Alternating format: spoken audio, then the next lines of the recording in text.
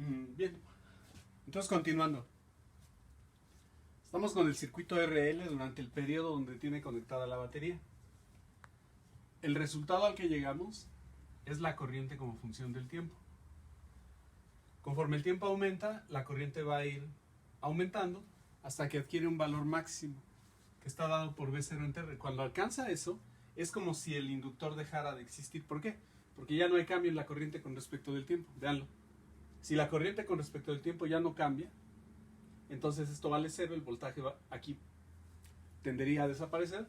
Entonces es como si solamente tuvieran conectada la pura resistencia.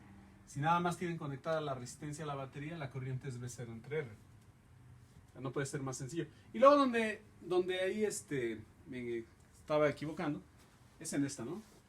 A la hora de usar la corriente como función del tiempo para sacar el voltaje en el inductor. Entonces lo único que había que hacer es derivar esta. Y vamos a obtener este de aquí. Y entonces el voltaje en el inductor más el voltaje en la resistencia va a ser 0, porque el voltaje en la resistencia es este.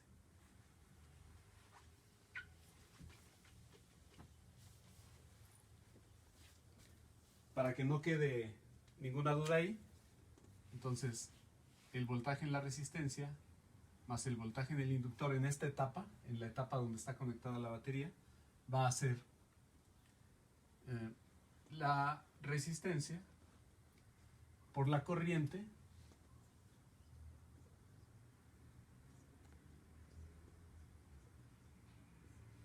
más el voltaje en el inductor, que nos salió acá,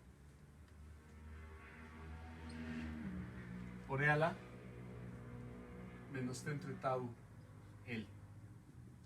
Y la suma de estos dos es igual a V0. Pues ahí está. Ahora vamos al proceso en donde el switch se mueve e inhabilita esta batería. Nada más que, igual que en el capacitor, recuerden que veníamos del proceso de carga en el capacitor, en donde ya teníamos la carga total, en este caso es corriente, la I max.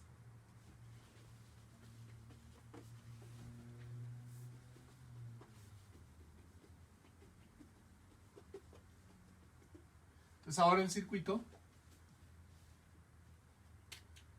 es todavía más simple.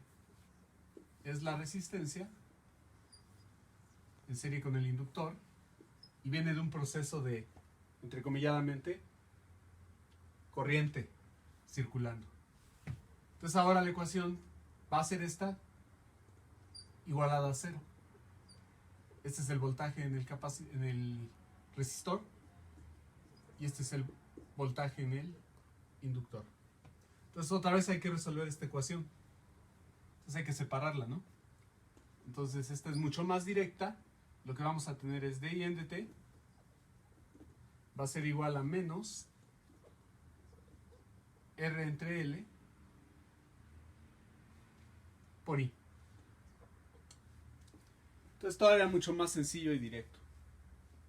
Entonces separemos variables. Va a ser igual a menos R entre L, diferencial del tiempo, y otra vez usemos nuestra definición de tiempo del inductor, ¿no? L entre R. Entonces hay que integrar. Entonces, si yo integro,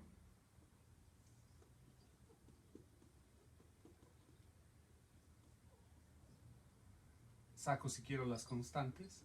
Y ahora recuerden que tenemos inicialmente una I máxima, entonces cuando t vale 0, la I es I máxima, era V0 entre R. Hasta un tiempo arbitrario t, donde la corriente es I.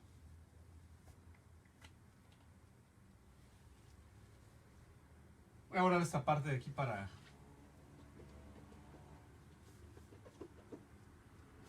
hacer la evaluación en la integral. Entonces me da un logaritmo que por propiedades de los logaritmos se puede escribir así. Esto es igual a menos t entre tau L. Y entonces, para quitarle el logaritmo y poder despejar la corriente, sacamos exponencial en ambos lados y nos queda que la corriente, como función del tiempo, va a ser igual a B0 entre R por E a la menos T entre tau L. Entonces ahí está. Otra vez, esa es la función de corriente que no es constante en el tiempo. Si hacemos una gráfica, ahora nos quedaría de la siguiente manera, ¿no? Esta es corriente como función del tiempo. Entonces en t igual a 0, esto vale 1. Entonces naturalmente, ¿no? De ahí parto.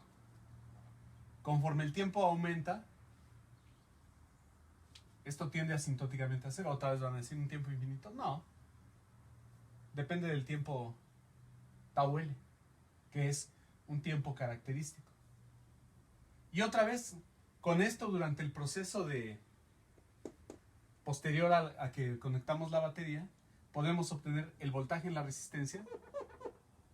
El voltaje en la resistencia era I por R. Entonces multipliquen esto por R y les va a quedar B0 por E a la menos T entre tau L. Este es el voltaje en la resistencia. Y ahora sí que no me equivoque, ¿no? Entonces BL va a ser igual a L de I en dt. Entonces si derivan la corriente con respecto del tiempo, la derivada de esto con respecto del tiempo sería menos B0 entre R por la derivada de esto con respecto del tiempo, que sería menos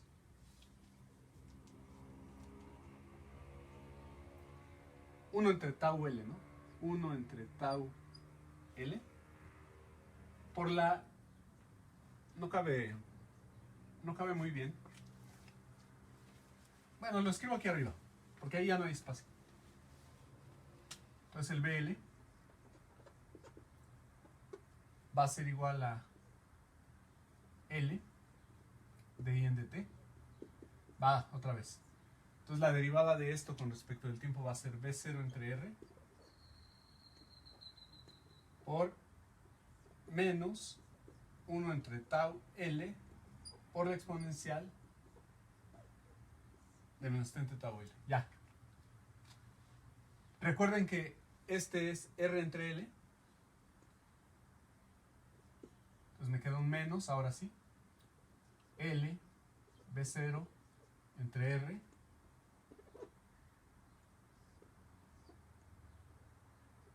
Uno entre L entre R por E a la menos T entre tau L. ¿Sí? Entonces se va a cancelar una R, se va a cancelar una L. ¿Y qué nos va a dar? Menos B0 por E a la menos T entre tau L. ¿Todo listo? Entonces ya tengo el voltaje en la resistencia, ya tengo el voltaje en el inductor. Noten que entonces, en este proceso, BL más BR, es la suma de estos dos, pues nos da 0, ¿no? La ley de Kirchhoff. Entonces está perfecto. Ahora, ¿cómo se pueden formular preguntas acerca de este circuito simple? Bueno, las ecuaciones no me las sé de memoria, pero déjenme formular un posible cuestionamiento que es común.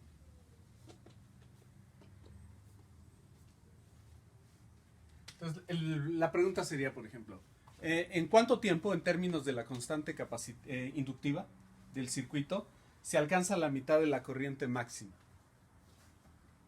¿Sí? Entonces, yo sé que cuando está la batería conectada, la I como función del tiempo era ¿qué? B0 entre R por 1 menos C a la menos T entre tau L. Me están diciendo en cuánto tiempo alcanza la mitad de la corriente máxima. La corriente máxima es B0 entre R. Entonces lo que me están preguntando es ¿en qué tiempo tengo la mitad de la corriente máxima? Entonces lo que tengo que hacer es igualar para obtener el t. Y la respuesta me va a quedar en términos de tau L. Entonces, no me hago bolas. Esto es igual a escribir esta ecuación, que sería equivalente a esta ecuación. Ando buscando t. Le saco logaritmo.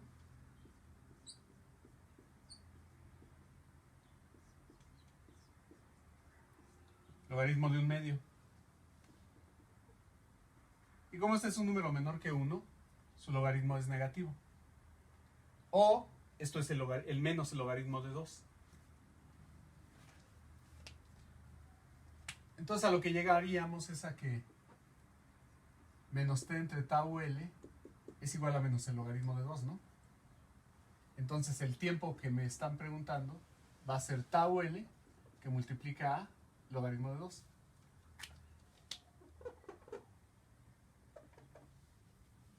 Y ya. Entonces este es el tipo de preguntas.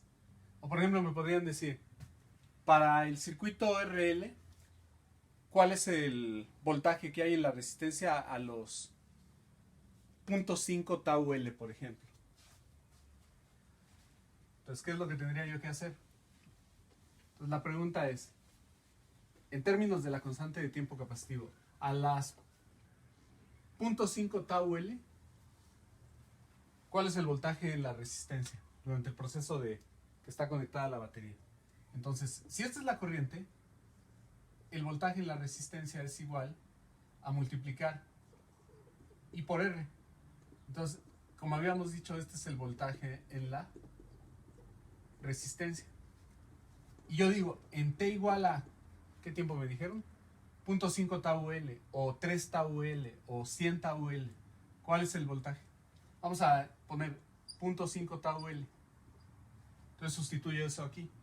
Y yo tendría BR va a ser igual a B0 por 1 menos E a la menos, sustituyo este tiempo, 0.5 tau L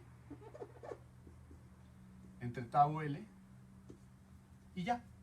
Se cancelan las tau y nos queda que esto es 1 menos E a la menos 0.5. Esto ya con una calculadora, una resta, y les va a quedar en términos de no sé qué cantidad de B0, pero va a ser menor que 1, ¿no?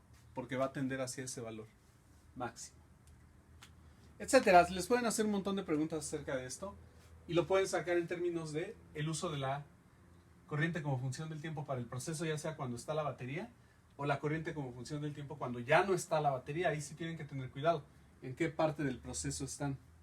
Juntando todo lo anterior, se puede poner una grafiquita, que es la que generalmente traen los libros. Entonces, por ejemplo, la corriente como función del tiempo, entonces sería en t igual a 0 era 0, y luego empieza a crecer, y luego empieza como a hacer una disminución, ¿no? Y así se la va a ir llevando. Y lo mismo pueden hacer, esta es la corriente como función del tiempo, pero también pueden pedirles a ustedes una gráfica del voltaje en la resistencia como función del tiempo, entonces también se puede hacer. O voltaje en el inductor, BL, no LL, como función del tiempo. O sea, todo se puede sacar ya en términos de lo que tenemos escrito.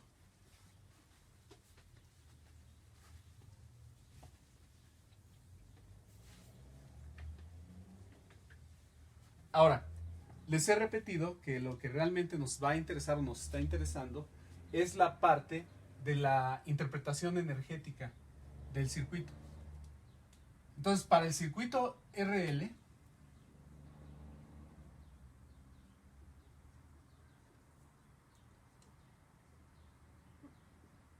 donde tengo este voltaje aquí, y circula una corriente aquí, yo la ecuación que tengo es B0 va a ser el voltaje en la resistencia más el voltaje en el inductor. Este de aquí no lo toco, lo dejo igual, pero este de aquí yo sé que es IR, y este de aquí es L de I en dt. Entonces, si yo multiplico esta ecuación por la corriente, me va a quedar esto. Y entonces, esta parte de aquí es la potencia que me está dando la fuente. O sea, es energía por unidad de tiempo que me brinda esto. ¿A dónde va? Este es calor generado en la resistencia Joule. Esto es de efecto Joule. Y esto de aquí entonces lo tengo que interpretar como una energía que tiene que ver con el inductor. Y yo lo que sé es que este inductor va a almacenar, el único lugar donde se lo puedo almacenar es en el campo magnético. Entonces yo a esta parte de aquí no me queda otro remedio que interpretarlo como una energía por unidad de tiempo, porque esto es potencia, es energía por unidad de tiempo brindada por la fuente. Esta es energía por unidad de tiempo que consume el resistor.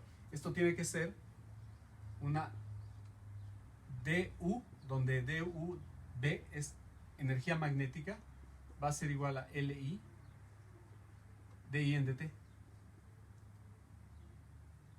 Entonces, si yo a esta ecuación la interpreto de esa manera, energética, este tiene que ser energía magnética por unidad de tiempo.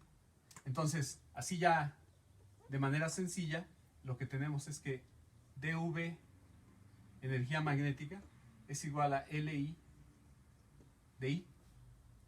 Y si yo integro esto,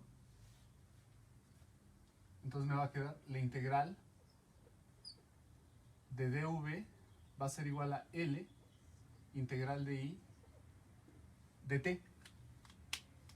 ¿De dónde a dónde la integro? Y no es cierto, no es de T, es de I. Aguas ahí. Es de I. La integro desde que la corriente vale 0, cuando puedo pensar que la energía es 0, hasta una I cuando tengo V, energía magnética. Entonces, repito, esta energía magnética la va a almacenar el inductor, así como el capacitor almacenaba energía eléctrica, que la formulita era CB cuadrado entre 2, donde B es la diferencia de potencial al que está conectado el capacitor. Aquí vamos a tener algo muy similar, porque nos va a quedar que V, energía magnética del inductor, va a ser LI cuadrada sobre 2. Esta la pueden tomar como un resultado a usarse en los problemas. Si nosotros, por ejemplo, tenemos un inductor de, no sé, de 5 henries, y en él hay una corriente circulando de 10 amperes, entonces, utilizando esta expresión, podríamos obtener la energía magnética que tiene en ese instante nuestro inductor. Ahora vamos a aplicarla. Luego regresamos al uso de estas formulitas. Estas váyanlas guardando por ahí. Pero vamos a aplicar esto para obtener cuál es. Esta era realmente lo que andaba yo persiguiendo al estar estudiando este tipo de circuitos. Esto, porque me va a permitir obtener la densidad de energía magnética. Entonces, para eso vamos a poner este siguiente ejemplo. Considere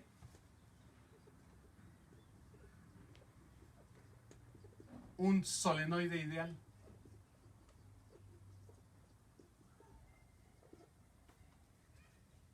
En el que circula una corriente I. Circula una corriente I. Tiene N vueltas, un largo L. Y sección transversal circular de área A. Entonces considero un solenoide ideal, circula ahí, tiene N vueltas, una longitud L y un área A. Es ideal, o sea, es largo y flaco. Determine la energía magnética almacenada en este solenoide ideal. Y como pregunta, ¿cuál será la densidad de energía magnética? Rho, subíndice B, va a denotar la densidad de energía magnética. Ese es el problema. Entonces vamos a usar esta. Vamos a usar la inductancia del inductor del solenoide ideal. Y vamos a llegar a la formulita que me interesa mucho de la densidad de energía magnética. Entonces va pues. Va un esquemita del solenoide.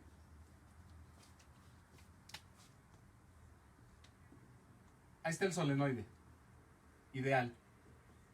Mide L, tiene N vueltas, tiene un área en la sección transversal circular de tamaño A.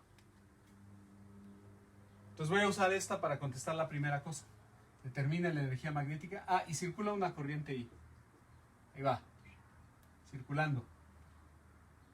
Entonces, lo que ya sabemos es que la inductancia de ese solenoide, revisen por ahí, era μ0 n cuadrada, donde n es la densidad de vueltas, es decir, n entre L al cuadrado, por A por L.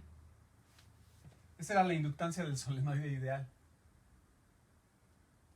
Entonces, lo que vamos a tener es que, lo ocupo aquí arriba, la energía magnética va a ser igual a L, μ0, n cuadrado, A por L, por I al cuadrado, entre 2. Esa es la energía. Ahora, menuda cosa, ¿no? Me sirve poquito, así como está. No importa, vamos a seguir. Entonces ahí está la primera cuestión. Determina la energía magnética almacenada. Es eso. ¿De qué depende? Constante, geometría. Es algo que depende del solenoide y la corriente que circula. Esa la podemos variar, la corriente. Ahora vamos a ver cuál es la densidad. Voy a borrar.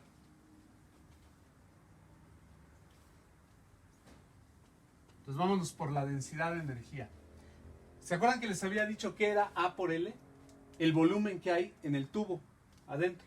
Entonces, si yo divido la energía total entre AL, lo que estoy obteniendo es una densidad de energía magnética. Y en este caso está dada por μ0, n cuadrada por I cuadrada sobre 2. Ya, terminamos. Pero no me sirve mucho así, porque depende mucho del solenoide. Aquí está N. Si yo tengo una onda electromagnética, no voy a poder tener ahí una N, a menos que esté haciendo algún modelito. Lástima que no estamos así en contacto directo, pero esta es ya densidad de energía, entonces le voy a poner ρ subíndice B. ¿Cómo la puedo hacer un poquito más general en escritura? Acuérdense que para el solenoide ideal, el campo magnético estaba dada por μ0 NI. Se parecen, ¿no? Si la comparan. ¿Cómo la puedo hacer totalmente compatible? Fíjense aquí. Si yo multiplico arriba y abajo por μ0, yo tengo μ0 cuadrado, n cuadrado, i cuadrado entre 2, μ0. Y ahora sí salta a la vista, ¿no? ¿Quién es ρ B entonces? En términos del campo magnético. Exacto. Este de aquí es el campo magnético. Por lo tanto, esto de aquí arriba es el campo magnético. No el vector. La magnitud del campo magnético al cuadrado. Entre 2 μ0. Y ya. Esa sí es la formulita que andábamos buscando. Porque entonces resulta que la densidad de energía magnética va a ser B cuadrado entre 2 μ0. Y esta, a pesar de que la estamos obteniendo a través de un solenoide ideal, es válida en general. Entonces, esta es la densidad de energía magnética. Entonces, ya llegamos. Ahora vamos a verificar las unidades. Si eso es densidad de energía, debería de ser en el sistema que estamos usando, que es el internacional, joules por unidad de volumen, ¿no? Joules sobre metro cúbico. Vamos a ver si eso es cierto.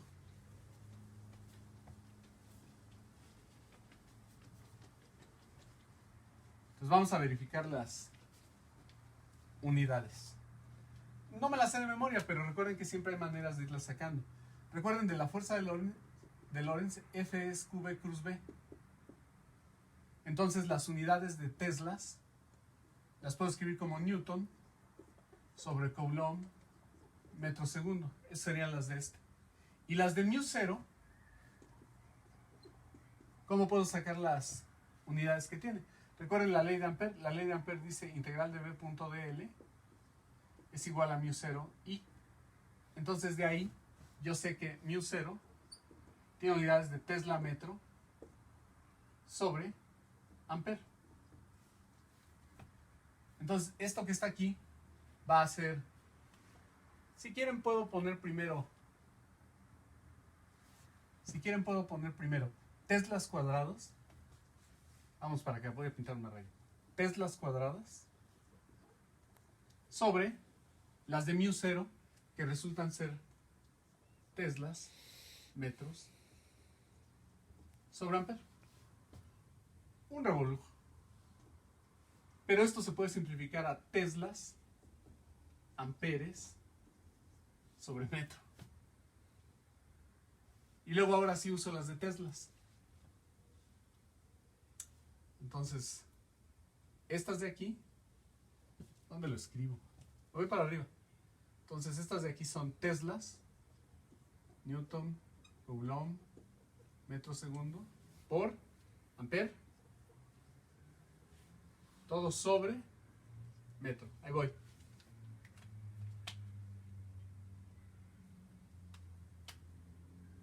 Entonces el Ampère es Coulomb sobre segundo, ¿no? Entonces esto de aquí me va a quedar. Voy con calma. Lo voy a escribir aquí arriba con otro color. Entonces esto me queda Newton por Ampère sobre Coulomb segundo es Ampère por metro. Y todo esto está dividido entre metros. ¿Me siguieron?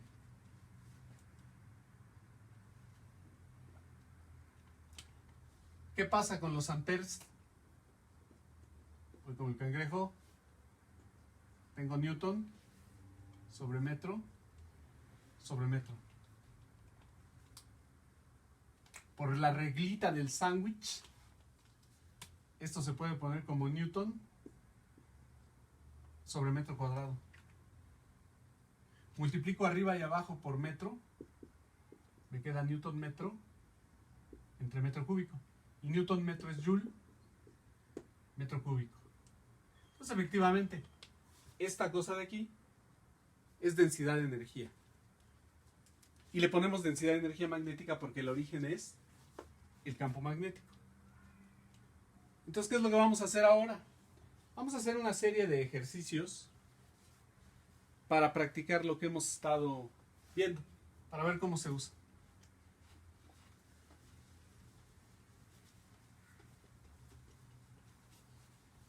Recomendación: a todo lo que hemos visto, verifiquen las unidades y demás. Entonces vamos a ver unos ejemplos del uso de lo recién visto. Unos sencillos, otros no tantos. No tanto. Entonces, va el primero. Dice: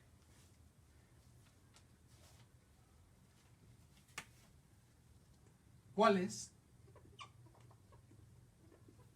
la energía almacenada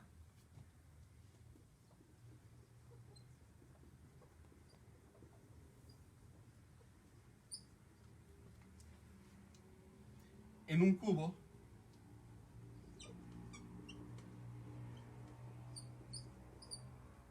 de 30 centímetros de arista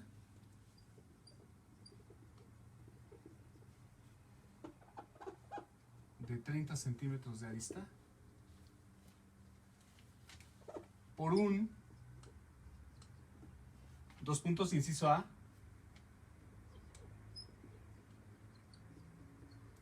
campo eléctrico uniforme de 10 a la 6 volts por metro. Y el inciso B, un campo uniforme de un Tesla. Campo de uniforme de un Tesla. ¿De acuerdo? Este es el primero. Entonces es un numerillo.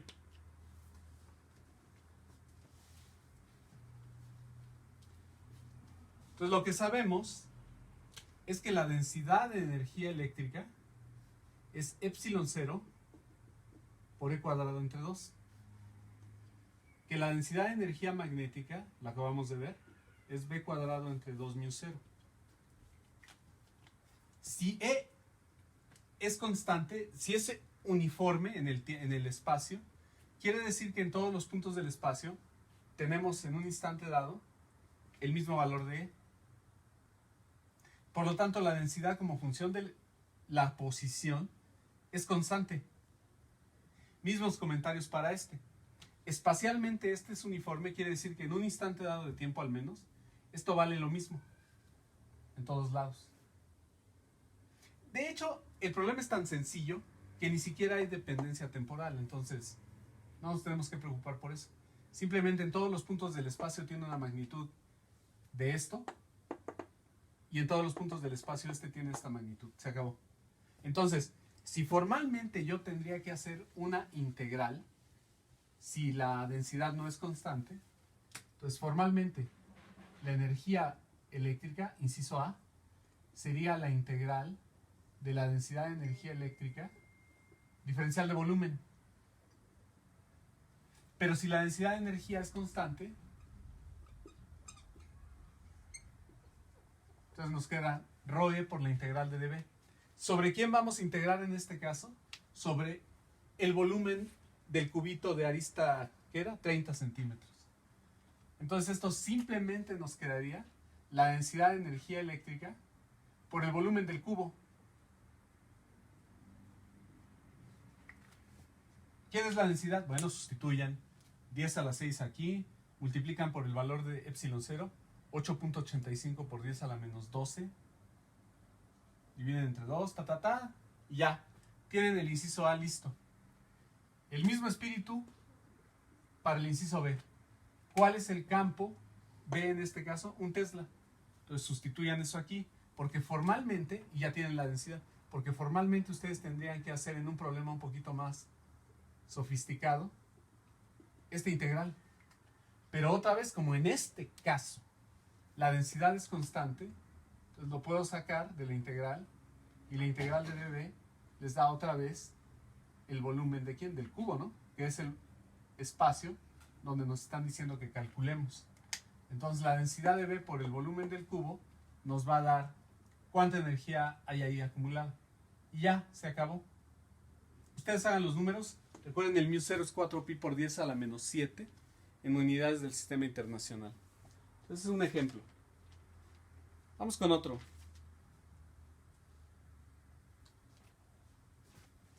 Déjenme borrar.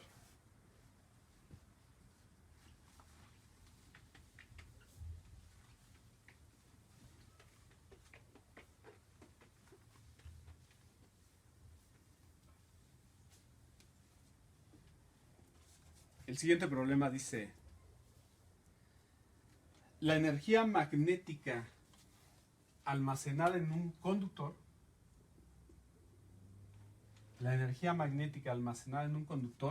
es 25.3 milijoules, o sea, milésimas de joules. Esta es energía magnética almacenada. Cuando la corriente es de 62 miliamperes. ¿Qué es lo que quieren? Lo que piden es: calcule la inductancia. ¿Cuál es la inductancia? Y la segunda es: ¿qué corriente se requiere para cuadruplicar la energía magnética? Sería todo. Entonces, ¿qué es lo que tendríamos que hacer? ¿Qué es lo que tendríamos que pensar? Que están sugiriéndonos que ese conductor lo pensemos como un inductor. Y entonces, bajo esas condiciones, lo que sabemos es que la energía en un inductor es Li cuadrada sobre 2. Entonces, si conocemos la corriente, si conocemos la energía y conocemos la corriente, entonces podemos determinar L. Nada más cuidado con las unidades, porque esto está en milijoules y esto está en miliamperes. Entonces hay que poner las cosas en joules y en amperes. Y eso nos daría la inductancia. Entonces esto es el inciso A. Entonces para el inciso A, L va a ser igual a esta energía en joules, 25.3 por 10 a la menos 3, multiplico por 2, y el resultado lo divido entre la corriente al cuadrado, 62 miliamperes al cuadrado. Este resultado va a estar en henries. Ya está. Y luego el inciso B es simplemente conceptual. Porque vean ustedes que la densidad, la energía magnética no depende de la corriente, depende del cuadrado de la corriente. Entonces, como L entre 2 es constante en este problema, si yo duplico la corriente, cuadruplico la energía. Supongan que inicialmente la corriente es I0. Entonces la energía inicial sería L I0 al cuadrado entre 2. Supongan que yo ahora duplico la corriente. Ya no tengo I0, tengo 2I0. ¿Quién va a ser la nueva energía? La nueva energía va a ser L por la nueva corriente al cuadrado entre 2, que va a ser igual a 4 veces L I0 cuadrado entre 2. Entonces, ¿qué pasó si duplico la corriente? Que la energía se cuadruplicó. Si yo triplico la corriente, se va a hacer 9 veces más grande. Y así sucesivamente. Entonces es un problema conceptual. Los números sáquenlos ustedes, pero este es un problema conceptual. ¿Qué le pasa a la energía almacenada si duplico la corriente? Que la energía se cuadruplica. Está cantado, ¿no? Déjenme ver cuánto tiempo llevo.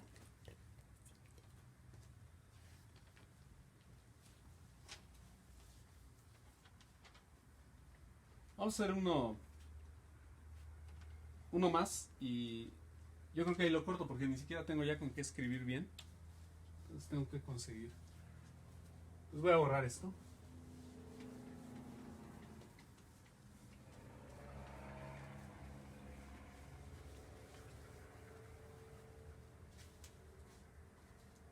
Uno más.